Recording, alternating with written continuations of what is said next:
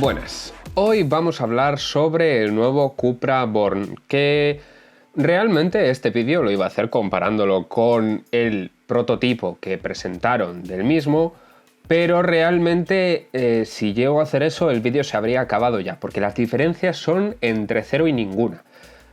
De verdad, alucinante, o sea, se veía que el coche estaba bastante de producción, pero es tal cual, o sea, han cambiado el nombre, le han quitado el "el", que dije en ese vídeo que era de el Born, de Electric Born, pero sí, también es del Born del barrio de Barcelona, es obvio, o sea, no sé por qué no se me entendió, me debí expresar mal, pero todo el mundo en los comentarios diciéndome que era por el barrio, ya lo sé de la existencia del Born, he estado por allí varias veces, pero me refería a que eso, que le daban ese sentido también, ese segundo significado, que ahora mismo el eléctrico de él se lo han quitado y se nos ha quedado en Born a secas. Pero bueno, pues nada, pues ya está. Cosas de marketing.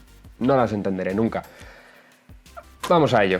De primeras, aquí en el frontal vemos un coche que, si bien partimos de la misma plataforma del ID.3, recordemos de Volkswagen, que es la plataforma de eléctricos que nos deja este compacto monovolumen un poco extraño, me gustaría ir a compararlo directamente con el ID.3, para que veamos las diferencias que tiene y por qué el Cupra se ve un pelín más agresivo y un pelín, a mi gusto, mejor. Si venimos aquí al ID.3, vemos que es un coche bastante más amistoso, vamos a decir, bastante más amigable. Al final, la línea que lleva el frontal con los faros está bastante más alta de la que queda en el Cupra y queda un poquito extraña en el mismo sentido que quedaba un poquito extraña en el último Golf, que os dejo ahí el vídeo comparándolo con el Seat León, ¿vale? Para que tengáis una referencia, y es el hecho de que esta línea que marca el frontal con los faros queda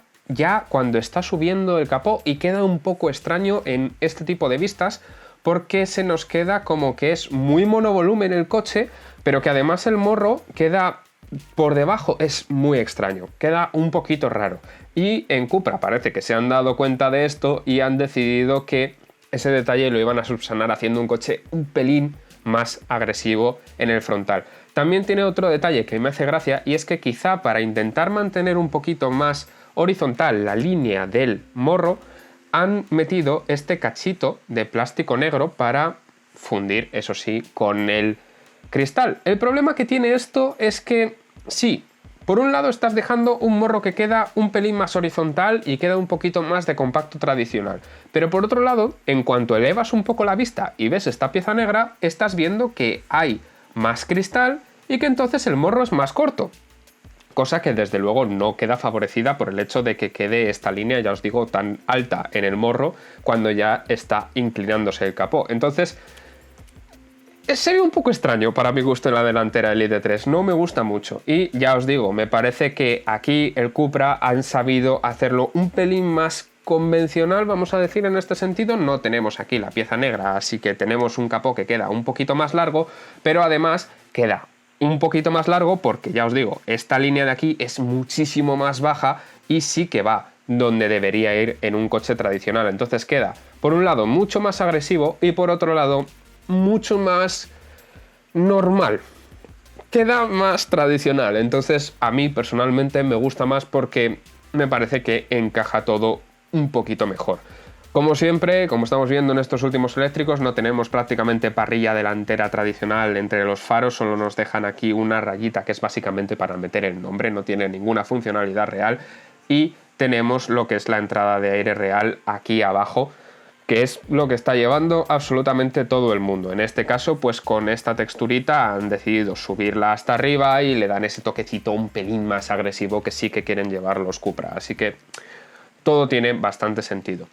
Los detalles en cobre, que bueno, lo llaman en cobre, pero la verdad nunca he visto un cobre de este color. Si habéis visto un cobre de este color vosotros, pues bueno, pues me parece muy bien, pero esto es naranja metálico. O sea, esto es un anodizado naranja, por así decirlo. El cobre de verdad es más rosadito y sobre todo mucho más pálido. O sea, no llega a este color ni de lejos, a no ser que ya esté tirando a oxidadete. No, así no se ve el cobre así. Pero bueno, es su seña de identidad en cuanto a este tipo de detalles, y he de decir que al ser tan anaranjado va muy bien con los azules, y es verdad que lo están aprovechando muy bien porque es el complementario. Os dejo ahí el vídeo de los colores por si queréis ir a verlo para ver un poquito cómo se pueden elegir estos colores. Y el hecho de que estén presentando todos estos azules en los Cupra, ya sea en estos satinados o brillante en este caso, que a mí personalmente me gusta bastante más, encaja muy bien con estos detalles. Y en el interior también se ve eso, ya lo veremos después. Pero me gusta mucho, por ejemplo, en la talonera este detalle aquí, este pliegue, que pensaba yo que no iba a llegar a producción, pero aquí lo veo, así que me callo y lo aplaudo porque es un tipo de detalle que no se suele meter y que le queda bastante bien, le da ese toquecito extra de agresividad. Y por lo general me parece que es un lateral bastante bien rematado, con una línea que, si bien viene un poquito por debajo que la que marca el faro, porque el faro había que hacerlo a esta altura realmente, como el ID3, realmente la altura del faro no es tan distinta, pero bajan mucho para luego dejar la línea de parrilla tan baja, y esta línea de parrilla tan baja sí que encaja con esa línea lateral. Entonces, esta doble línea de estilo que va escalonada, tenían que hacerla sí o sí si querían mantener esa agresividad extra en el frontal, y me parece que, bueno, pues está muy bien, porque si hubieran metido aquí el faro mucho más bajo, lo primero es que no sé si podrían haberlo metido tan bajo, porque por normativa, ya sabéis, tiene que estar a cierta altura, pero en caso de poder hacerlo, pues habría quedado un pelín extraño aquí quizá todo esto y toda esta chapa por aquí encima. Habría que haberlo visto, esto habría que haberlo visto, pero de esta forma también seguramente a nivel de anclaje del faro con la estructura interna sea mucho más parecido al ID3 de esta forma y tenga mucho más sentido. Así que tiene coherencia, tiene sentido no hacer tanto cambio, porque recordemos que al final son básicamente el mismo coche, entre comillas, así que es normal que no se dediquen a hacer tantos cambios. Si nos vamos a la trasera, vemos que es un coche que juega mucho con la línea de techo flotante y con esta ventanilla aquí que nos deja una ausencia de pilar C, y que mete aquí unas formas con muchos quiebros, pero que le dan un toque bastante dinámico. Y en mi caso, pues he de decir que me gusta bastante, y me gusta más esa solución que la que han dado en el ID3, que han venido con un pilar C casi paralelo. Ahí lo he dibujado paralelo, pero es casi paralelo, ya sabéis lo que os digo siempre, las líneas no pueden ser del todo paralelas, tienen que ir hacia un punto, aunque sea muy poquito, para ir dejando un poquito de dinamismo, pero es este quiebro aquí que han querido mimetizar un poquito con el Golf, el clásico quiebro que tiene ahí el Golf, y por eso lo han hecho así. Pero han desaprovechado este alerón trasero que también tiene aquí, que le habría dado un pelín de dinamismo extra.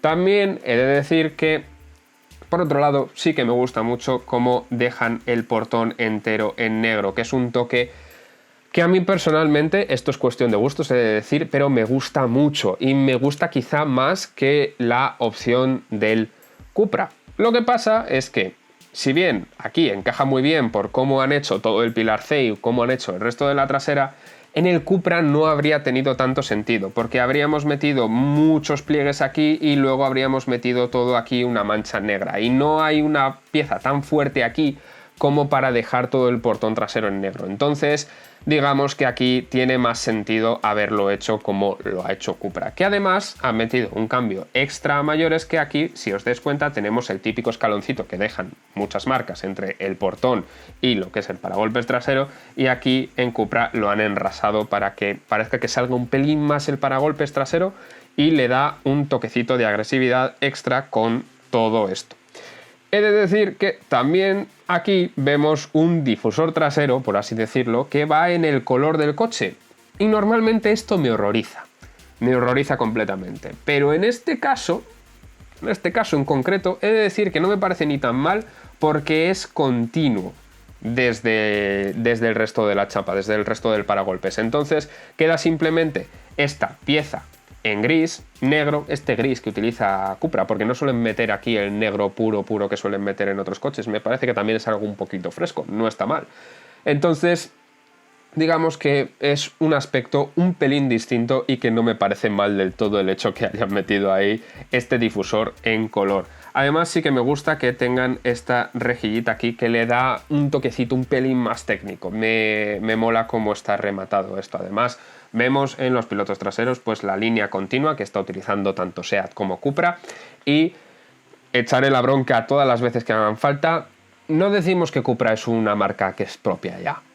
No decimos que no tiene nada que ver con SEAT, que es mentira. Pero bueno, no decimos eso. Entonces, ¿por qué narices seguimos metiendo el logo de Cupra dentro del hueco que dejaría el logo de SEAT? Más teniendo en cuenta que este coche es que es completamente distinto que el que iban a sacar de SEAT.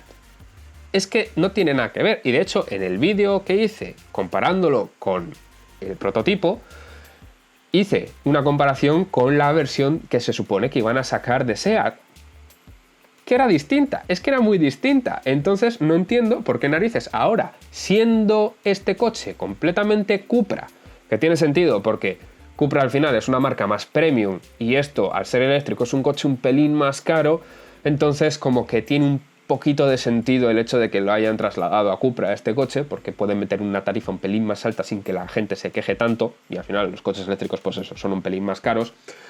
Si esto es un Cupra, ¿por qué narices dejamos esta forma? Es que de verdad, por favor, no metamos una forma que es triangular dentro de un cuadrado así de repente sin más. Hay otras formas de hacer esto, hay otras formas y de verdad, por favor, esto hay que rematarlo de otra forma. Es que es un detalle que llama demasiado la atención, por Dios. O sea, no es que me encante el logo de Cupra de por sí, pero es que si encima me lo rematas con un cuadrado alrededor... Sé que es una tontería esto, ¿eh? Sé que es una tontería, pero de verdad que son el tipo de cosas que a mí me tocan mucho las narices.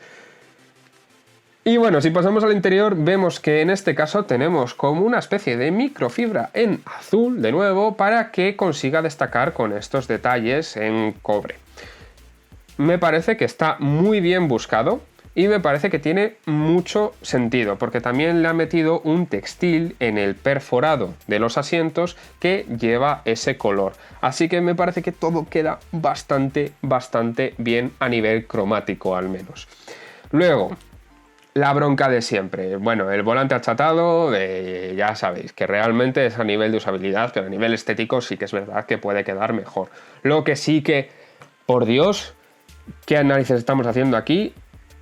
Controles para la climatización táctiles, mal, pero controles para las luces táctiles. Controles para las luces, es de verdad. Vamos a ver, ¿qué hacemos aquí? O sea, es que podrían haber puesto una botonera normal ahí. Es que habría quedado igual a nivel de diseño, igual exactamente, pero mucho más usable. Por favor, ¿qué narices? Es que no tiene ningún sentido, o sea, luego me toca mucho las narices porque este coche tiene otras cosas que sí que tienen mucho sentido, no se han dejado llevar por la moda de pantallaza gigante, y lo que digo siempre, sí que me gustan los coches que meten aquí una pantalla quizá un pelín más pequeñita, y en este caso con una forma que se adapta, aunque sea el marco exterior solo, a lo que queda en el volante, me parece que tiene más sentido que meter ahí un pantallote gigantesco que bueno, pues que al final el volante te lo va a tapar. En este sentido me parece que está muy bien y bueno, pues esta pantalla que han decidido que la van a dejar totalmente aislada, pero la inclinan un poquito hacia el conductor, entonces pues a nivel de usabilidad un poquito mejor. Pero esas cosas están bien y luego de repente me metes la liada de esto. Que sí, que al final las luces ahora mismo van automáticas y van muy bien. Pero pon que no funcionan un día, que las necesitas en un momento justo clave. Tienes que andar mirando.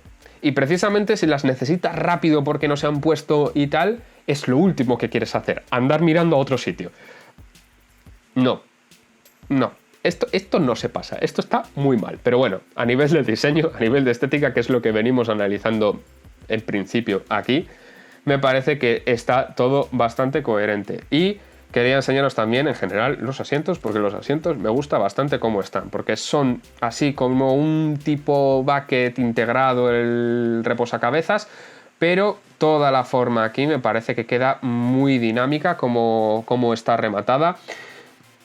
En general me mola bastante cómo han hecho los asientos porque ya os digo, quedan muy deportivos pero a su vez son gorditos, así que se ve que esto tiene pinta de ser bastante cómodo. Me gusta bastante cómo están rematados. Y bueno, esto es básicamente el Cupra Born, que ya os digo, me parece una alternativa a nivel de diseño bastante mejor que el ID3 de Volkswagen. Simplemente porque, aunque sí, lo que es la trasera del Volkswagen, el portón me gusta en negro, me parece que le da un toque muy moderno, es un detalle que a mí me suele gustar mucho. He de decir que el frontal en el ID3 es tan raro como que me echa para atrás completamente, y en el Cupra me parece que está bastante mejor rematado. Me parece que todo tiene mucho más sentido, así que me tiraría desde luego a por el Cupra de cabeza entre estos dos. Además, si tiene una puesta a punto un pelín más deportiva, pues bueno, pues seguramente tenga ese puntillo extra que al final a los que nos molan los coches, pues sí, pues nos guste esto. Habrá que ver cómo está puesto a punto esto todo, porque claro, esto es cuestión de probarlo. Pero aquí hablamos del diseño, y el diseño, la verdad es que hay que decir que es loable el hecho de que hayan cogido el prototipo y directamente lo hayan puesto en la calle. Así que bien por Cupra, la verdad, porque yo creo que esto, si el ID3 le está costando ahora un poquito más en las ventas, empezó muy bien pero ahora le está costando un poquito más, esto tiene el mismo sentido a nivel de producto y un toquecito extra, para mi gusto al menos, a nivel de diseño. Así que hasta aquí el vídeo de hoy, espero veros por aquí y si no os habéis suscrito ya estáis tardando.